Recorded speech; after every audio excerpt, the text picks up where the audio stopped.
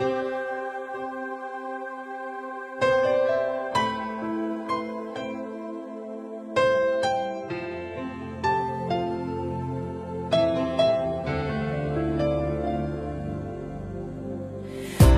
mensagem chegou no meu e-mail, declarando amor com palavras tão sinceras.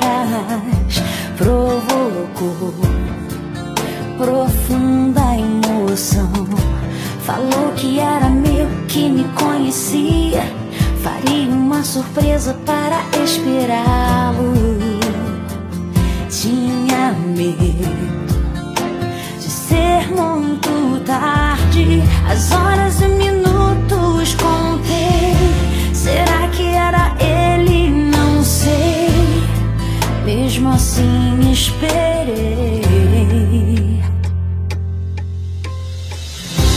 Então naquele dia que você me olhou, me balançou por dentro e me virou um mundo. Percebi, tinha que ser você.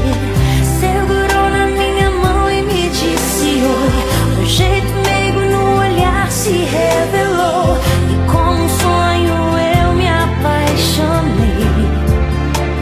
Tinha que ser você.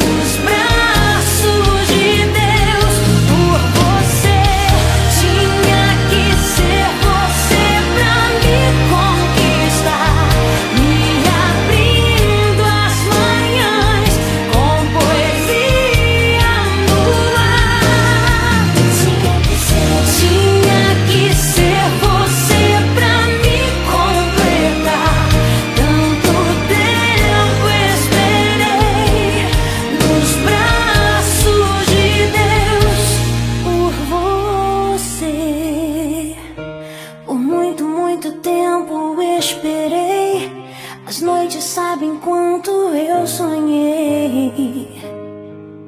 Respondi, tinha que ser você.